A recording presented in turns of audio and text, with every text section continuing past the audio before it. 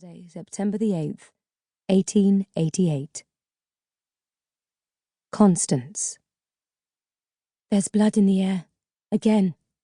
They've got the scent of it in their nostrils, and they're following it, like wolves honing in for the kill. Only the killing's already done. It's the third in a month here in Whitechapel, and the second in little more than a week, and everyone's in a panic. We're heading toward the scene, to Hanbury Street. There's a big swell of us, and it's growing every minute as news sweeps out. Shopkeepers gawp, arms crossed on their steps. Barrow boys are spreading the word. Commercial street's always busy at this time of the morning, but now the world and his wife seem to be funneling around the rows of old weavers' houses in Fournier Street. Near me, a big man shouts over my head to a friend on the opposite side of the road, cupping his hands round his mouth. "By the cat meat shop!" he yells over the traffic's din. Past the tight-packed rows of dwellings I go, through Princelet Street until I reach the place. Sure enough, a big cluster has gathered outside Mrs. Hardingham's cat meat shop. More and more people are pressing around me now, slavering and baying. They're craning their necks to see. Some men are even hoisting their little ones on their shoulders to get a look. There are a few newspaper hacks here too, dressed better than the rest of us, all trying to snuffle up the juicy details. In the crowd, I spot people I know. There's Widow Gibbs and her creepy half-wit son, Abel. I wouldn't trust him as far as I could throw him. And Bert Quinn, the knife grinder, skin like a roasted chestnut. He's here too. And Mrs. Puddifoot. She lives on our street.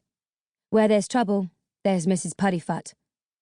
Sniffs it out, she does, with her big nose. There's Jews, too, plenty of Jews.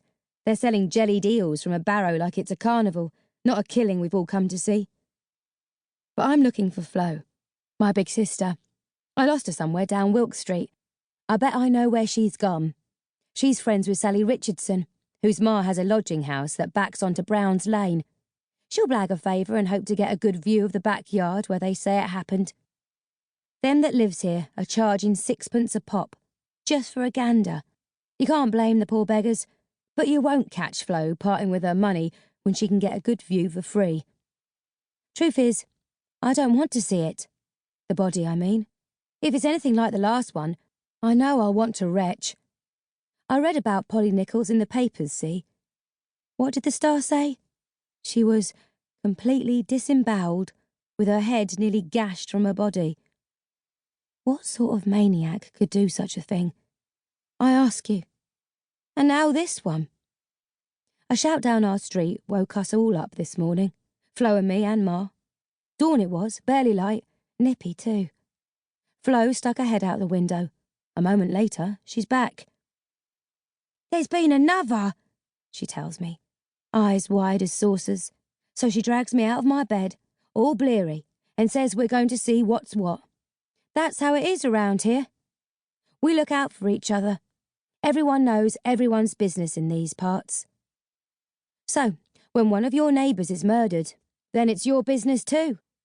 And this madman, well, he seems not to care who he picks on, as long as they're on the streets.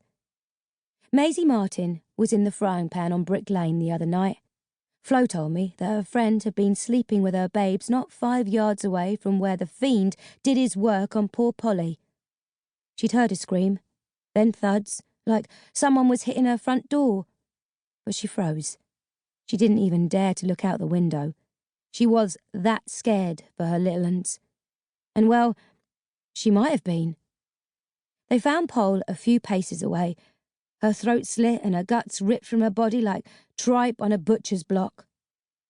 Now there's 4 women dead since April, and the last 2 have been filleted not 3 streets away from us. When that happens, then you sits up and takes notice, don't you? No one's been done for them. So he's still on the prowl. There are suspects, of course. They say a Jew did both of the latest ones. Or that it's the Finians, them Irish blokes. After Polly, old Bill started asking us all questions. Did we see anyone acting funny? Did we know them that was done for? But no one's behind bars, waiting for the hangman. And I don't mind telling you that no woman round Whitechapel feels safe. Anyway,